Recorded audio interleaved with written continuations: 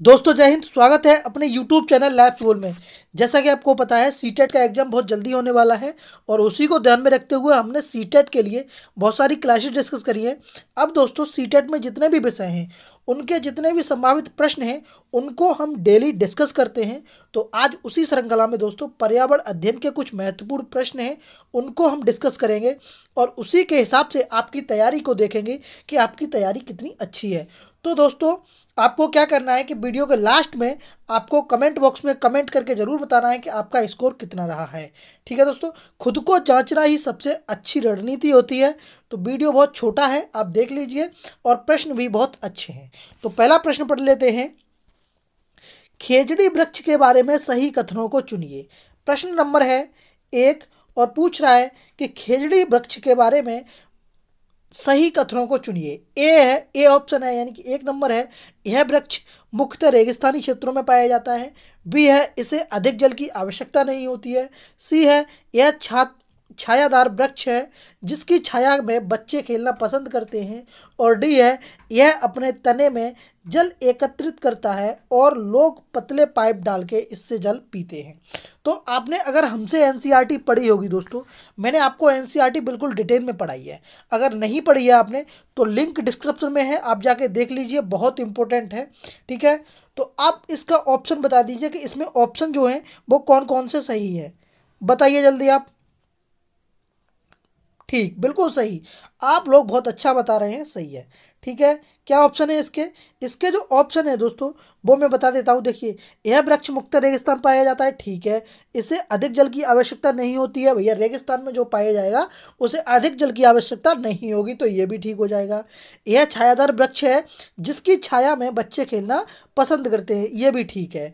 यानी कि 3 ऑप्शन अपने ठीक है दोस्तों। और ये है अगला कि यह अपने जल तने में एकत्रित करता है। मैंने आपको एनसीईआरटी में पढ़ाया था कि एक रेगिस्तानी ओक होता है दोस्तों, उसका जल जो है वो उसके तने में होता है। बाद बाकी ये तीनों जो हैं वो बिल्कुल सही हैं, तो इसका जो राइट ऑप्शन हो जाएगा वो डी ऑप्शन बिल्कुल सही हो जाएगा। ठीक है, आपने भी बिल्कुल सही लगाया होगा। चलिए, इसका डी ऑप्शन बिल्कुल सही है। अगला प्रश्न देखेंगे हम, और यह प्रश्न भी बहुत इंपॉर्टेंट है। हाथियों के विषय में नीचे दिया गया कौन सा कथन सही है? बताइए कौन सा कथन सही है। ए ऑप्शन है, 3 महीने के हाथी के बच्चे का भार सामान्यतः लगभग 2 कुंटल होता है। अगला है, वयस्क हाथी एक दिन में 2 कुंटल से अधिक पत्ते और झाड़ियाँ खा सकता है। अगला है दोस्तों, सी ऑप्शन है, हाथी एक दिन में 8 से 10 घंटे सोते हैं। और डी ऑप्शन है, हाथी अपना अत्यधिक भार होने के कारण बहुत आराम करना पसंद करते हैं।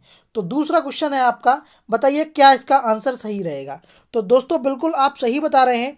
मैंने आपको नंदू का हाथी एक चैप्टर है उसमें मैंने आपको पढ़ाया है हाथी के बारे में कि हाथियों को जो मुख्य जो हाथियों के जो ग्रुप की जो लीडर होती है वो सबसे बुजुर्ग हथनी होती है दोस्तों।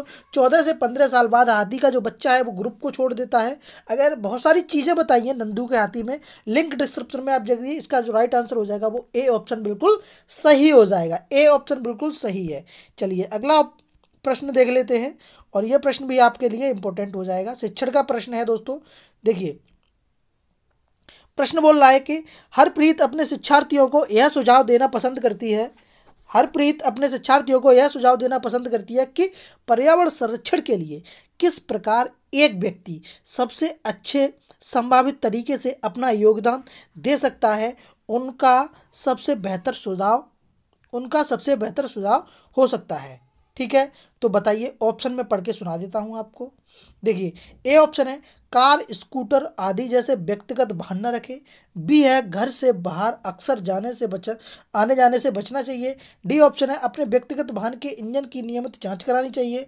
और डी ऑप्शन है, आने जाने के लिए सार्वजनिक साधनों का प्रयोग करना चाहिए। बिल्कुल आप सही सुन रहे हैं दोस्तों, और आपने भी टिक लगाया है वो बिल्कुल सही लगाया है।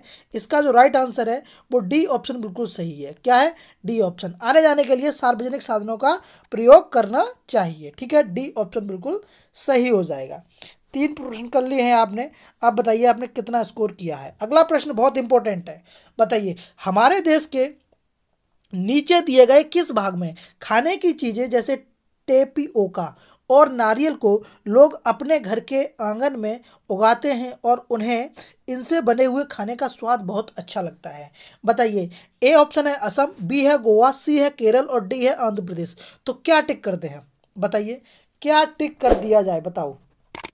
ठीक है, बिल्कुल सही बता रहे हो आप। मैंने आपको एक चैप्टर पढ़ाया था, क्लास 5th में है, और मैंने आपको बताया था कि केरल में लोग टेपियोका को अपने ज़मीन के अंदर उगाते हैं और उसे खाना बहुत पसंद करते हैं, नारियल के तेल को भी दोस्तों। तो इसका जो राइट आंसर हो जाएगा वो केरल हो जाएगा। क्या हो जाएगा, केरल हो जाएगा। ठीक है, केरल आपको पता है यहाँ पर है, तो केरल में ही दोस्तों टेपियोका को उगाया जाता है ज़मीन के अंदर। ये केरला है ये वाला। ठीक है। तो इसका जो राइट आंसर हो जाएगा वो डी ऑप्शन, वो सॉरी सी ऑप्शन बिल्कुल सही हो जाएगा।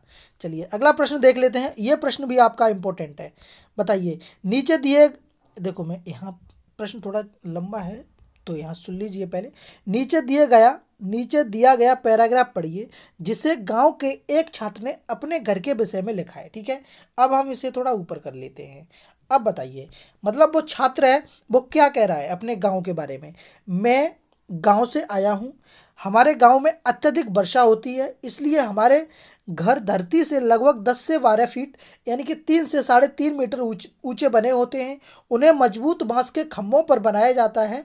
यह घर अंदर से भी लकड़ी के होते हैं। तो बताओ, यह जो बालक है वो किस राज्य से का है, किस राज्य का है दोस्तों। Assam, A option Assam, B है तमिलनाडु, सी है उत्तराखंड और डी है आंध्र प्रदेश। तो आप अपना टिक करिए।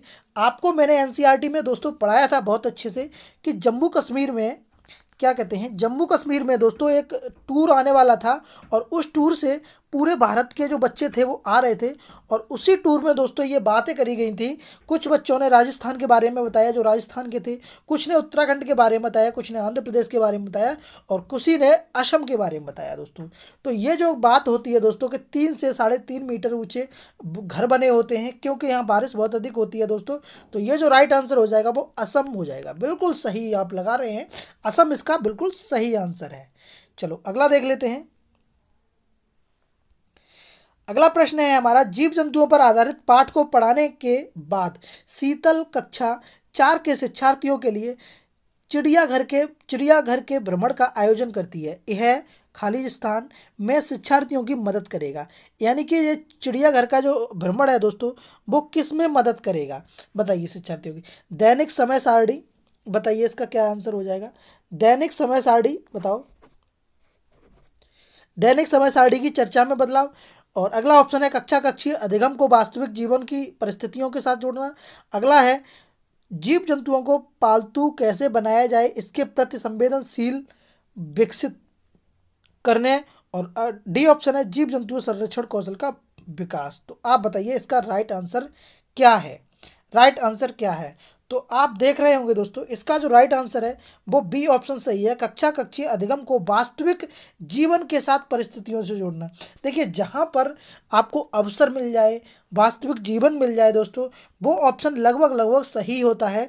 मैं आपको इसके नेक्स्ट वीडियो जो आएगी उसमें नेगेटिव और पॉजिटिव पॉइंट बता दूंगा दोस्तों, जो कि आपको सीटेट में बहुत हेल्प करेंगे ऑप्शंस ढूंढने में। ठीक है, चलिए तो इससे जो नेक्स्ट वीडियो आएगी उसमें आपको ये पॉइंट मिल जाएंगे। ठीक, चलो अगला प्रश्न देख लेते हैं। अगला प्रश्न है हमारा कि बिहार राज्य के लोगों के लिए मधुमक्खी पालन शुरू करने के लिए सबसे अच्छी अवधि, सबसे अच्छा समय कौन सा होता है। ए ऑप्शन है अप्रैल से जून, बी है जुलाई से सितंबर, डी है अक्टूबर से दिसंबर और सी है अक्टूबर से दिसंबर और डी है जनवरी से मार्च। तो बताइए कौन सा इसका सही आंसर है। तो आपने अगर अनीता की मधुमक्खी हमसे पढ़ा हुआ चैप्टर मैंने पढ़ाया है आपको, लिंक डिस्क्रिप्शन में है सारी की सारी वीडियो का, यानी कि देखो 3, 4 और 5 ये जो एनसीईआरटी की बुक है वो मैंने पूरी कराई है, चैप्टर 22 कराई है। अगर आपने नहीं देखी है तो पेपर देने से पहले ज़रूर एक बार देख लीजिए। 8 से 10 वीडियो में पूरी की पूरी किताबों को मैंने समेट लिया है। बिल्कुल ऑथेंटिक चीज़ है और टू द पॉइंट पढ़ाया है दोस्तों। एक्स्ट्रा चीज़ जोड़ने की ज़रूरत होती है तो वो भी कराई है। तो इसका जो राइट आंसर हो जाएगा वो अक्टूबर से दिसंबर तक सही हो जाएगा। ठीक है, चलो आगे देखेंगे। सालनी कक्षा 5 के शिक्षार्थियों को पोषण पर आधारित प्रकरण से परिचित कराना चाहती है। उन्हें ए ऑप्शन है पोषण तत्वों से भरपूर विभिन्न प्रकार पोषण तत्वों से भरपूर, विभिन्न प्रकार के भोजनों के उदाहरण देने चाहिए। सी बी ऑप्शन है, विभिन्न प्रकार के भोजनों को प्रदर्शित करने वाले चार्ट का प्रयोग करना चाहिए। सी ऑप्शन है, शिक्षार्थियों से कहना चाहिए कि वे अपने अपने टिफिन बॉक्स खोलें, उनके तत्वों का अवलोकन करें और उनके बाद उसे व्याख्या करनी चाहिए। और अगला ऑप्शन है दोस्तों, श्याम पट्ट पर पाचन तंत्र का आरेख बनाना चाहिए। तो ऑप्शन आप बता दीजिए कि पोषण से क्या, पोषण की जो आप क्लास लेंगे दोस्तों तो बच्चों को कैसे समझाएंगे, बताओ। तो इसका जो राइट आंसर है वो सी ऑप्शन बिल्कुल सही है। क्या है? सी ऑप्शन सही है। अब तक 8 प्रश्न हो चुके हैं और 8 में से आपने कितने कर लिए हैं वो आप बता दीजिए। चलो अगला प्रश्न देख लेते हैं। ये प्रश्न भी इंपॉर्टेंट है। माउंट एवरेस्ट के बारे में सही कथन बताओ। माउंट एवरेस्ट के बारे में सही कथन बताओ। देखो, ए ऑप्शन है, यह नेपाल का भाग है और इसकी चोटी की ऊंचाई 8900 मीटर है। अगला अगला पॉइंट है,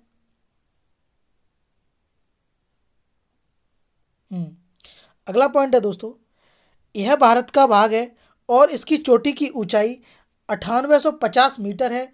अगला पॉइंट है, यह तिब्बत का भाग है दोस्तों और इसकी चोटी की ऊंचाई 9850 है, ठीक है, मीटर है। अगला पॉइंट है, यह जम्मू कश्मीर का भाग है और इसकी चोटी की ऊंचाई 8900 मीटर है। तो बताइए। तो दोस्तों देखो, इसका जो राइट आंसर होगा वो हो जाएगा ये वाला, ठीक है। ए ऑप्शन बिल्कुल सही हो जाएगा दोस्तों, नेपाल। और ये प्रश्न मैं बता दूं आपको कहाँ से लिया गया है।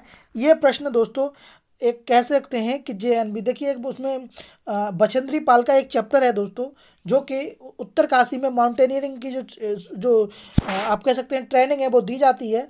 तो वहीं से इस प्रश्न को लिया गया है। उसी में मैंने आपको बताया है कि बचेंद्री पाल कब उस पर माउंट एवरेस्ट पर चढ़ी थी। और माउंट एवरेस्ट को नेपाल में दोस्तों सागर माथा के नाम से जाना जाता है। किसके नाम से? सागर माथा के नाम से नेपाल में जाना जाता है, ठीक है। चलो आगे देखेंगे। अगला प्रश्न, ये बहुत इंपॉर्टेंट प्रश्न है, बहुत इंपॉर्टेंट प्रश्न है, इंपॉर्टेंट लगा लीजिए, पिछली बार भी पेपर में पूछा गया है।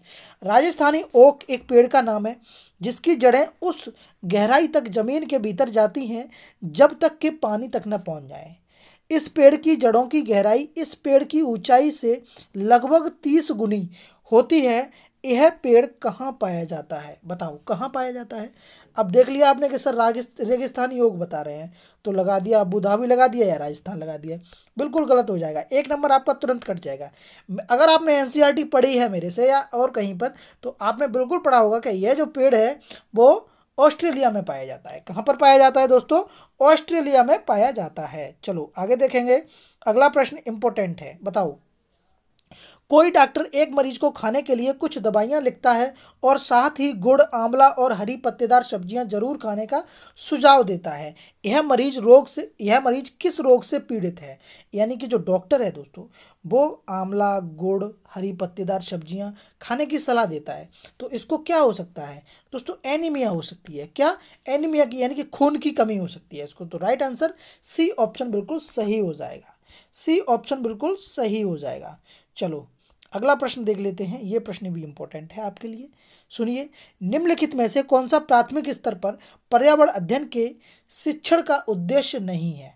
अब मैंने आपको बताया है कि जहां पर नहीं आएगी तुरंत आप नहीं पर पहले टिक करेंगे। ए ऑप्शन है, शिक्षक कक्ष में कड़े अनुशासन को सुनिश्चित करे। बी है, बच्चों को प्रश्न पूछने के लिए अवश्य अभिप्रेरित करना चाहिए। सी ऑप्शन है, बच्चों को अपने निकटतम परिवेश से परिचित प्राप्त करने के लिए अवश्य अभिप्रेरित करना चाहिए। और डी ऑप्शन है, कक्ष में होने वाले अधिगम को विद्यालय के बाहर की दुनिया के साथ जोड़ना चाहिए। अगर दोस्तों आपने नहीं पढ़ा है ना, अगर आपने नहीं पढ़ा होगा तो आप ये वाला टिक कर देंगे, डी ऑप्शन वाला, कि बाहर के अधिगम से जोड़ना चाहिए, ठीक है। लेकिन इसका जो राइट आंसर हो जाएगा वो ए ऑप्शन बिल्कुल सही हो जाएगा। शिक्षक कक्ष में कड़े अनुशासन को सुनिश्चित करे, ठीक है। ये बिल्कुल एनसीएफ और आरटीई के बिल्कुल खिलाफ है दोस्तों। और मैंने ये आपको एनसीएफ और आरटीई दोनों के दोनों पढ़ा दिए हैं, लिंक डिस्क्रिप्शन में है, आप जाके देख लीजिए। क्योंकि आरटीई से भी और एनसीएफ 2005 से भी 4 से 5 नंबर हर बार पूछे जाते हैं। अगला प्रश्न हम देख लेते हैं। भारत के मानचित्र में दिल्ली की स्थिति के सापेक्ष हिमाचल प्रदेश की राजधानी शिमला और मध्य प्रदेश की राजधानी भोपाल क्रम से स्थित है? दिल्ली के सापेक्ष पूछा है दोस्तों। किसके सापेक्ष पूछा है? दिल्ली के सापेक्ष पूछा है। तो आप बता दो जल्दी से क्या होगा। देखिए मैं आपको बता रहा हूँ ये, ठीक है, लो, ये है आपकी दिल्ली, ये है आपका हिमाचल प्रदेश, ठीक है, और ये है आपका भोपाल। तो बताओ क्या होगा इसका राइट आंसर, क्या होगा? ठीक है, आपने सही लगाया होगा, उत्तर पूर्व और उत्तर पश्चिम। क्या होगा तो होगा उत्तर पूर्व और उत्तर पश्चिम, बिल्कुल सही आंसर हो जाएगा। ठीक है, उत्तर पूर्व और उत्तर पश्चिम बिल्कुल सही आंसर हो जाएगा। चलो आगे देखेंगे। अगला प्रश्न है, कक्षा 5 की पर्यावरण की पाठ्य पुस्तक के एक पाठ में सर्वेक्षण और लेखन पर एक भाग का मुख्य उद्देश्य है। एक भाग का मुख्य उद्देश्य है, क्या है दोस्तों? ए ऑप्शन है शिक्षार्थियों को अवसर उपलब्ध कराना कि वे चीज़ों को खोजें और सीखें। बी ऑप्शन है विषय की आधारभूत अवधारणाओं को सीखने में शिक्षार्थियों की मदद करना। सी ऑप्शन है शिक्षार्थियों के व्यवहारिक कौशलों में सुधार करना। और डी ऑप्शन है शिक्षार्थियों की सामान्य जानकारी का आकलन करना। बताओ क्या ऑप्शन इसका लगा दिया जाए? बिल्कुल आप सही लगा रहे हैं, ए ऑप्शन बिल्कुल सही होगा, अवसर उपलब्ध कराना दोस्तों। क्या? अवसर उपलब्ध कराना, वे चीज़ों को खोजें और चीज़ें। ठीक है, एनसीएफ 2005 भी कहता है हमारा कि बच्चे को क्रिएटिव बनाइए। कितना? क्या? सृजनात्मकता, यानी कि क्रिएटिव बनाइए बच्चे को। तो ये ए ऑप्शन बिल्कुल सही हो जाएगा। चलो अगला प्रश्न देख लेते हैं। शिक्षण का प्रश्न है अगला। पाठ पढ़ने के बाद शीला प्रकरण के बारे में शिक्षार्थियों की समझ के स्तर के बारे में जानने के लिए एक परीक्षण प्रसारित करती है। उसे यह जानकर आश्चर्य होता है कि एक बड़ी संख्या में शिक्षार्थी संबंधित अवधारणा को नहीं समझ पाए हैं। इसका प्रमुख कारण है, बताओ। देखिए कुछ बातें थी वो बताई और फिर परीक्षण किया गया, और परीक्षण करने के बाद भी शीला जो है वो समझ नहीं पाती है कि बच्चे क्यों नहीं समझ पा रहे हैं। तो इसका रीजन क्या है? तो ए ऑप्शन है शिक्षार्थियों का संज्ञानात्मक स्तर जो है वो अच्छा नहीं था। वी है यह प्रकरण पाठ्य पुस्तक में शामिल किए जाने योग्य नहीं था। सी ऑप्शन है शिक्षार्थियों को यह प्रकरण रोचक नहीं लगा। और डी ऑप्शन है दोस्तों